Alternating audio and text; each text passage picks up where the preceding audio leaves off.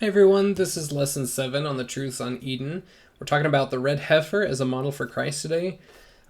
So jumping right in, here's a look at the camp of Israel.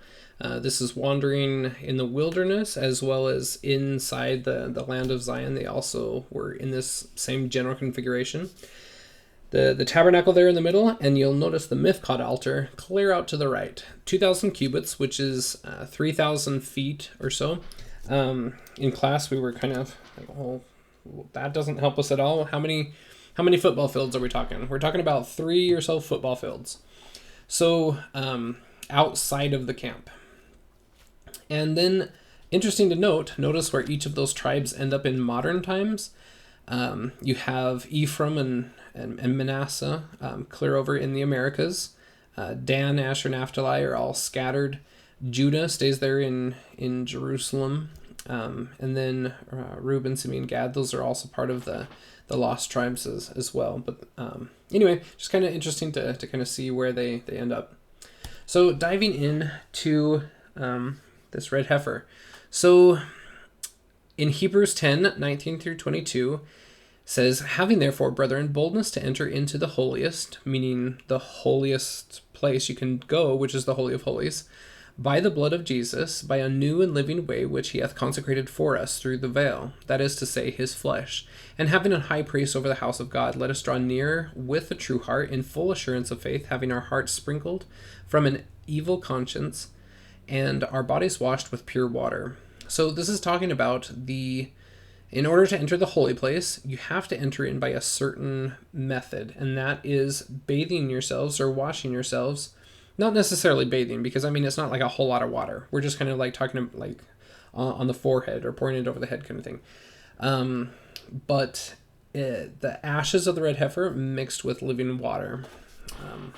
And so in verse 20, it says, by a new and living way, which a better translation for that is a fresh slain or newly slain yet living way, and which he hath consecrated. And a better translation for consecrated is newly made, or to renew, to do again, anew.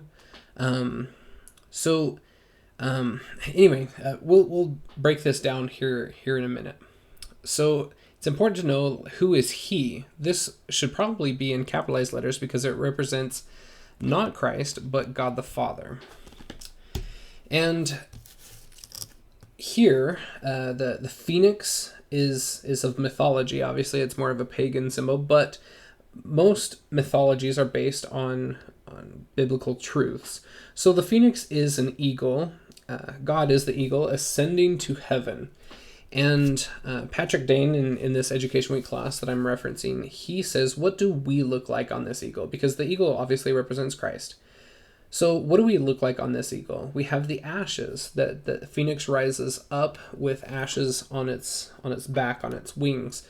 We are ashes, and through the purification of his resurrection, we are able to ascend to heaven. That eagle goes to heaven, and we, as ashes on its back, may get into heaven.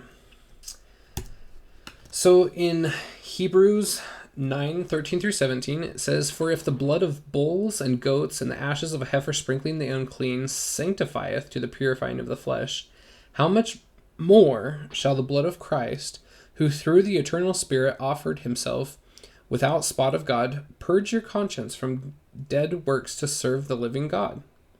And for this cause he is the mediator of the New Testament, or the New Covenant, that by means of death, for the redemption of transgressions that were under the first testament, or covenant, the first covenant, they which are called might receive the promise of eternal inheritance. For where a testament or covenant is, there must also of necessity be a death of that testator. For a testament is of force after men are dead. Otherwise, it is of no strength at all while the testator liveth. Now, this is an important principle, so if you're not getting it quite away, make sure that you stop and pause and get this principle. So, a testament, in verse 17, is of no force, meaning it's of no use, until after men are dead. Otherwise, it's of no strength at all while the testator liveth. That's why Christ had to die. That's why Joseph Smith had to die. That's why Moroni had to die. They are testators that are sealing their words, their testament, their covenant with their blood. So in all of this, replace the word testament with the word covenant. It's interesting to note that all covenants require a death, a cutting, and blood. So as we are making covenants, you and I are promising to die. We're not just promising to die if we don't keep the covenant, but we are promising God that I will die for you. I will choose to die of my own free will and choice, and God will then, if we do that, raise us up. And this is dying as to self, putting away the natural man, giving our entire wills over to God. This is not always necessarily death of a testator, of physical, laying down our physical lives. It can be in certain circumstances with different things, especially in the case of if you're sealing your testament, your covenant with your blood. But in other words, when we're making a covenant, we promise to die as to self. I don't want my life anymore. I want the life that you will give me, or thou will give me. So we'll dive into that more here in just a second. So there's only one parable in the entire book of John. There's many scholars that say John didn't have any parables, but there is one, and it's only one verse long. And it's here in John 12:24. So as we're looking at parables, we have a key that our prophets have given us that says that if you're wanting to understand a parable, you have to look at what drew out the parable. What was the question being asked of Christ that prompted Christ to give a parable as an answer? So here we have, verily, verily, I say unto you, except a corn of wheat fall to the ground and die, it abideth alone. But if it die, it bringeth forth much fruit. So when he wanted to give his disciples the meaning of his death, why must thou die, Lord? He didn't give them a sermon, but he gave them a meal.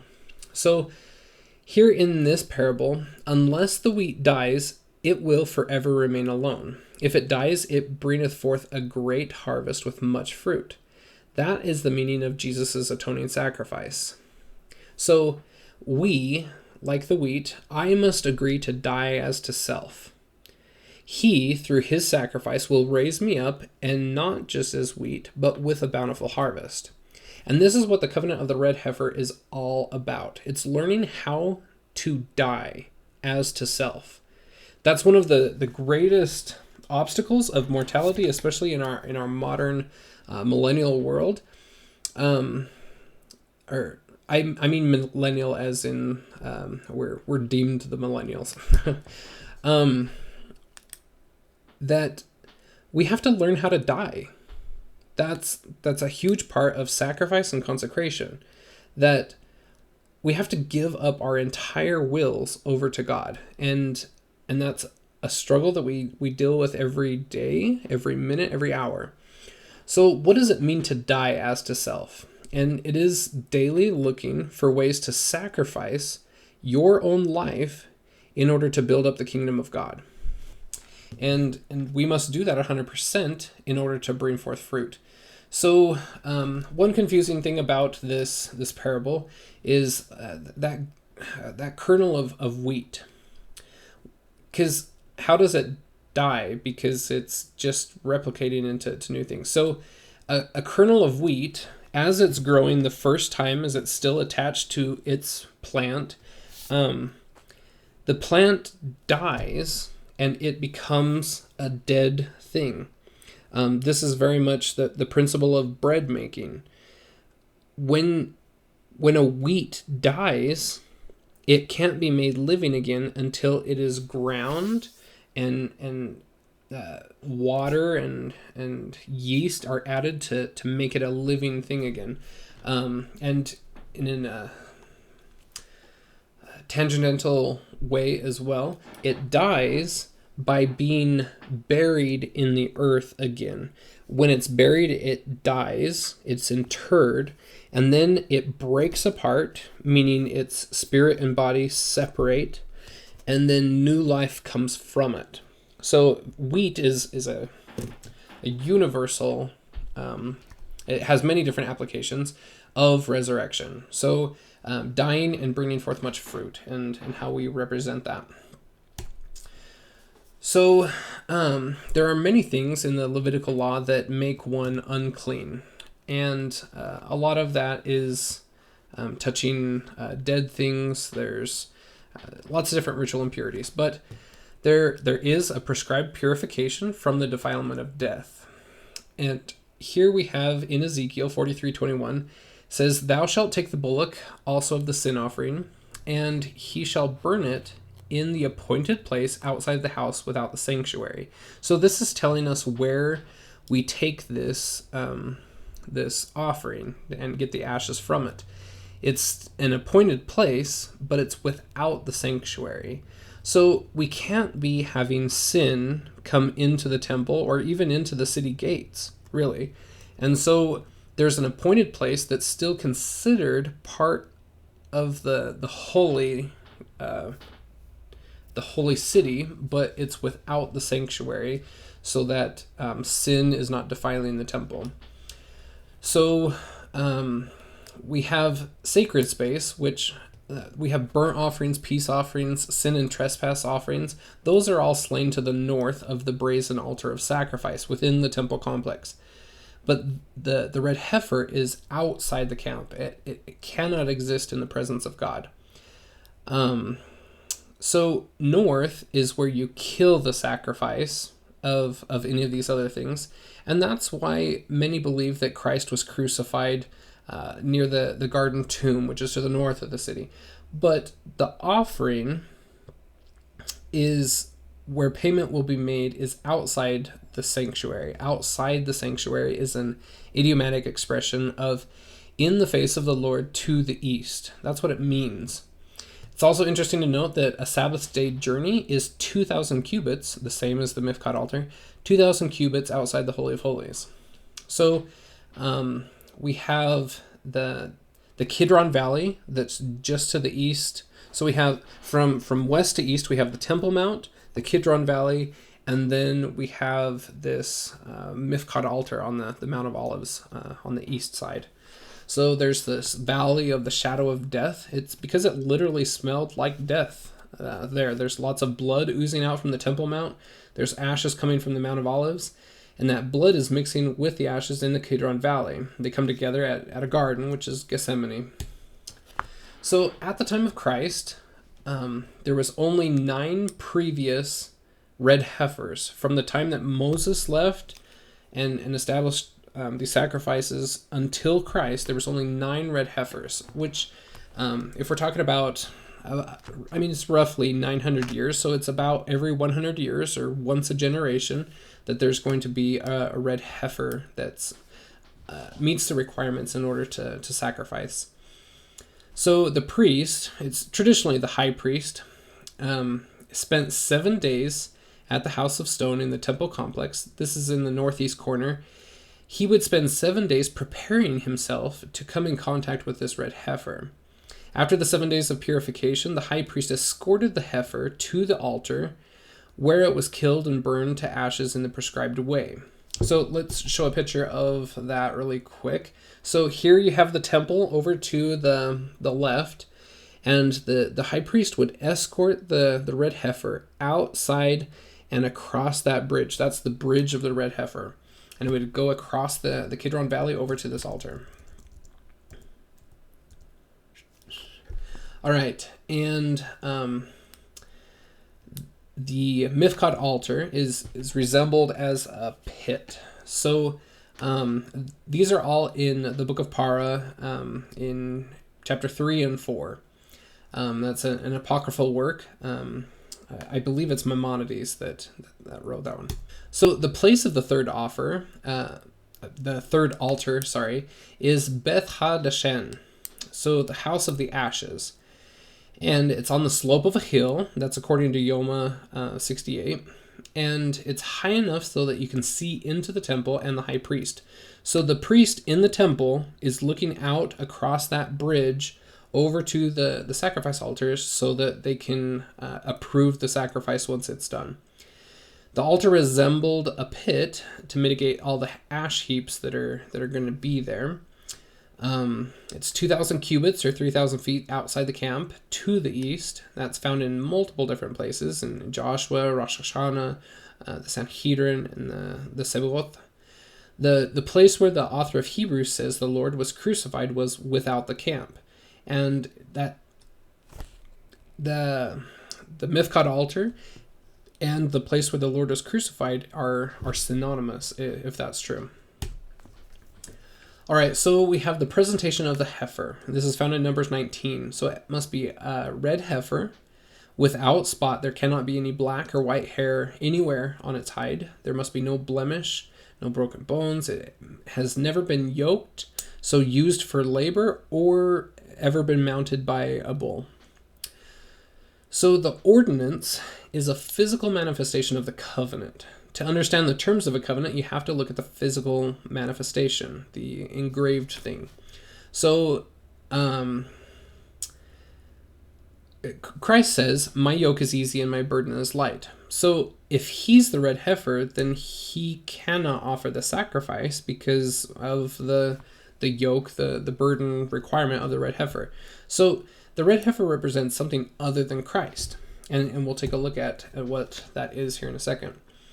So the sacrifice of the heifer in Numbers 19, so you give her to the priest, and it's typically the high priest, and so it's there's only one high priest at a time in Israel. We're usually talking about Eleazar with the beginning ones. So give her to the priest, and bring her outside of the camp to the east. Slay her before his face, meaning the Lord's face. So you would turn the heifer's head toward the temple and slay it so that it was looking at God's presence there in the temple. And then you would take your finger into the blood and sprinkle that 7 times in the direction of the tabernacles, before the tabernacle, 7 times. And then burn the heifer in the sight of the Lord. And what are you burning? So look at our other class on offerings and sacrifices, and there's different things that you burn on the altar, different things that you clean as you eviscerate the animal, and sometimes the priest gets part of it, sometimes the offerer gets part of it and stuff, but this one is completely different. So you're burning everything. You're burning the skin, the flesh, the blood, the dung, everything. And then as it's burning, the high priest would mix or throw into the fire cedar wood, hyssop, and scarlet. So there's 4 things that the heifer brings to the table, and there's 3 things that the high priest brings to the table. The priest in the temple can see the sacrifice while it's being offered. That's very important to this. And let's take a breakdown of the 4 parts versus the 3 parts. This is the symbolism of the offerings. So with the red heifer, you burn the skin, which represents mortality, probation, the tabernacle in dust. It's interesting to note that dust, like household dust, is mostly comprised of dead skin cells, right? So skin is dust. In the country we do have actual dirt mixed in with that, but then you're burning the flesh. The flesh represents the desires of mortality, the desires of the flesh. It's the spongy, the muscles, the tissue, just the flesh of the animal. Blood always represents life. Dung represents what my life amounts to. Everything that I've ingested, everything that I've used up in my life is dung. And this is the only sacrifice that's offered up. Everywhere else, you clean the animal as you eviscerate it and only present the holy parts to it. So if you look at all these things, the skin, the flesh, the blood, the dung, everything, you're burning the hair. It's not a sweet savor to the Lord like the other ones are. So the high priest mixes the cedar wood. The cedar wood is extremely resistant to disease and rot. It's used in the temple building. I mean, it's extremely straight. It doesn't have as many knots as like olive wood would have. It's precious and expensive. The cedars of Lebanon, very valuable. Traditions, the Romans' crosses were made from cedar because as they were crucifying multiple people, as soon as one would die, they would throw another one up there on the cross so that it could handle lots of abuse. I mean, it was the best way to crucify people was on cedar wood. And then you have hyssop. So see Psalms 51:7. Hyssop is very symbolic here. It's going to be that sweet savor, the sweet scent of that. And then scarlet is the token of blood. The Passover, the veils of the temple were mentioned as scarlet. The garments of the high priest, the covering of showbread, and Jesus there in Matthew 27:28. So the scarlet that's added to the offering is typically some sort of cloth that's dyed red, kind of like the from gospel symbolism class. One of the very first slides is we're noticing one of the scapegoat has a red piece of cord wrapped around its horns. That's what we're kind of referencing there. That's what would be thrown in there. So the red heifer represents the female and the high priest represents the male in this covenantal relationship because we're combining the two there upon the altar and making ashes. So the high priest would represent Christ and the red heifer would represent his bride, meaning the church. So this is why this is so important to recognize the male and female dichotomy of our covenants and the symbolism, Adam and Eve, Christ and his church, everything there. Because the red heifer is what my life amounts to. I have nothing to offer. I'm just dung, but take me. This is all I've got. And he offers kingly things in addition to ours. And those ashes mixed with living water can purify. They can redeem. So the aftermath, after the offering, there's 3 interactions with the ashes. And these interactions are vocations. They're jobs that they do. So the priest, he's over in the temple witnessing this. He represents the father of the executor. He verifies and ratifies the covenant that it was performed properly, that it's accepted. And the one who burns, so the high priest, the one who burns the sacrifice, he's the one performing or executing the will of the Father, and this would represent Christ. And then the one who gathers the ashes is represented as utilizing and gathering the work of the Son. So that would be us and the priest as well. But the ones that take the ashes and help gather Israel, cleansing them, bringing them into the fold, offering that blessing to those that are in need. So if we're looking as very much a sacramental type thing, the from afar would represent the bishop. He's the one that nods his head to the priest, saying that they performed it correctly, that they don't need to repeat it over again or anything. That would represent the bishop. The priests would represent the ones performing the will of the Father. They represent Christ there. And then the one who gathers would represent the deacons, the ones utilizing that sacrifice and passing it to others to cleanse and purify them. All right, so the application of the ashes. So for those that toucheth the dead body of any man, you're unclean for 7 days. So, I mean, everyone is going to touch death at some point in their life. It's something that makes you unclean, but it's unavoidable. So you're unclean for 7 days, and You apply the purification, which is the ashes mixed with the living water from the Gihon spring, on the third day and again on the seventh day. And then you're pronounced clean on the seventh day. It's called the water of the separation. So, for example, if there's death inside your tent, any other people present in the tent are also unclean for 7 days. And if those people leave the tent and come in contact with any other person, those people are unclean for 7 days. The open vessels inside the tent, any jars that didn't have a covering on them, anything inside would be unclean. The vessels would be unclean. Just anything that you touched was unclean for 7 days. And so you have the ashes, the running water, and the vessel described in these scriptures right here. So let's take a look at Bethphage. So this is the priestly city part of Jerusalem, but reckoned as being outside of the city or outside of the camp. This is where the Mifkad altar is.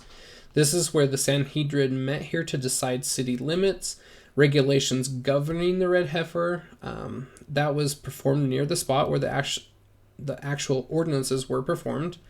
Capital punishment decisions were made here. Excommunications were decided here. Census and genealogical records were held here in order to prove that you had Israelite blood, that you had priestly blood, or that you were a legitimate Levite. So you can't excommunicate someone inside the city of Jerusalem. That would be unclean because sin cannot be inside the holy place. So you have those unsavory things being decided and determined outside the camp, yet still inside the general vicinity. It's a priestly city part of Jerusalem. It's still within city limits, technically. So this is the place of numbering. It comes from the word Golgoleth. It means the head, the poles, the skull.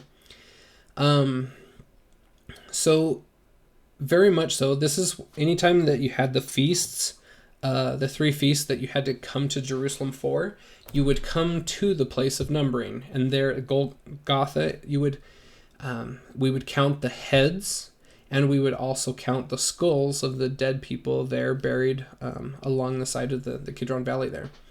So it's the place of numbering, and the Mifkad altar is the altar of numbering. It's just west of Bethphage on the slopes of the Mount of Olives.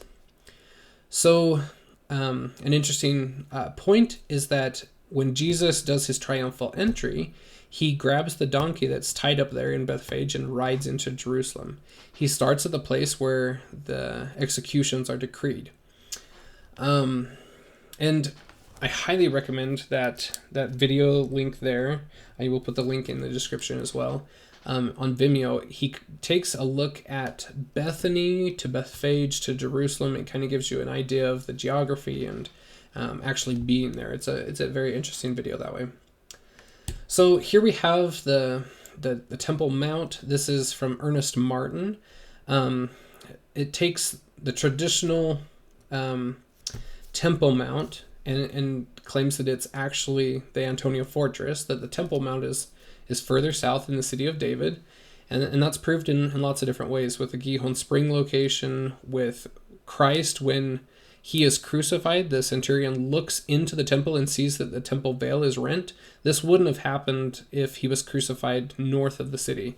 So that goes to prove that he was crucified on the Mount of Olives over here in the east, where the red heifer was crucified as well.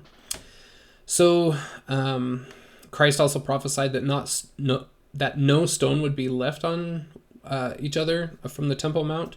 So there's no plausible case that the Western Wall is actually part of the Temple Mount, or else Christ is a liar, or something didn't happen there. Who knows what? But so it just goes to prove that our traditional archaeology and thoughts might not be correct. That there are different locations for some of these early Christian locations. So here we have kind of an illustration, the city of David there on the lower left-hand corner, the Antonia Fortress more up on the upper right-hand side there. So the blue arrow is pointing towards where Bethphage and the Mifkot altar would be.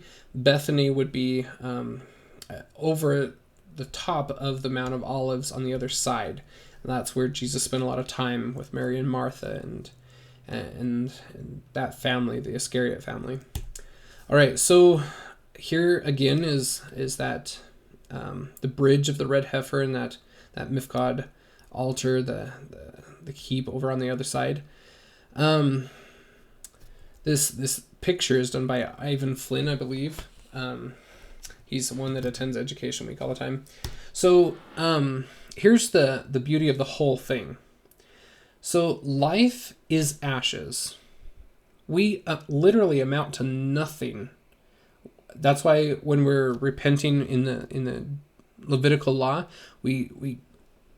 we're in sackcloth and ashes. We literally are nothing. Life is ashes. But from the ashes, as you spread through life by keeping your covenant, God has covenanted with you that you will rise through his scarlet, that you will grow like his hyssop, and be crowned with cedar wood, becoming a king. It's a long and arduous process, but going back to the symbolism here, when he first came, he represented the red heifer because he has to descend below all things. He was sacrificed on the Mount of Olives. He sacrificed all that he was, skin, flesh, blood, and dung, but he was able to rise again. And when he comes the second time, we will be sacrificed as the red heifer, and he will add his cedar wood, his hyssop, and his scarlet to our dung, and we will rise together like the phoenix, ashes upon his back, his wings, and rise to our eternal glory. We are nothing, yet he gives us everything. It's going to be a long and arduous period. We have to learn how to die as to self. And this is an important principle with our sacrament. Every week, in order to prepare for the sacrament, we are to offer up our broken heart and contrite spirit. What does that mean? We have to offer up our broken heart. Like, well, I'm sad for the things that I did this week, but I know Christ will heal me and everything. But it's more than that. We literally, in preparation for the sacrament, our hearts are turned to stone throughout the week. Day by day, minute by minute, we, because of the natural man, turn our hearts to stone, meaning that it's not something that can have his law written upon it from day to day. So, in preparation for the sacrament, we must literally take our heart and crush it, destroy it, crumble it up, break our own hearts, and offer it up with a contrite spirit, knowing that he, the master healer, will give us a new, fleshy heart on which he can write his law, his covenants, that we might always remember him. As we progress through life and we become better at offering up our broken heart and contrite spirit, we'll notice how quickly we do turn our hearts to stone, and how we need to crush our hearts. We need to learn how to die as to self in order to take up a new vocation as his high priests, and that we can take our ashes, apply them to others, and help them become clean as well. That's the whole process, that everything about the gathering is representing him being able to cleanse and purify others. We cannot be saved alone, and that's why we need to become the red heifer. It's so important, this concept. If it's not quite clear, if you're not understanding it, I invite you to review these scriptures again. All of the scriptures that are referenced in here. Hebrews is a huge one. Hebrews, John, all of these things pointing to the red heifer. It's so important to understand. If we're not getting this, we're not truly repenting, offering up a broken heart. We might offer up a portion of it. We might offer up a little chip here and there, but we have to learn how to die as to self. We have covenanted to die. So every week, as we renew our covenant, we have to remember that we have covenanted to do this and to die as to self, like the red heifer, in order to become ashes that can cleanse others and rise upon the eagle's back as we ascend to heaven. All right, that's a lot. It's heavy. Digest it. Come to me if you have any questions so that we can all understand this together. But I pray that we can really take this to heart and use this as we're preparing for the second coming. It's coming quickly. We have to be prepared. All right. Have a great week.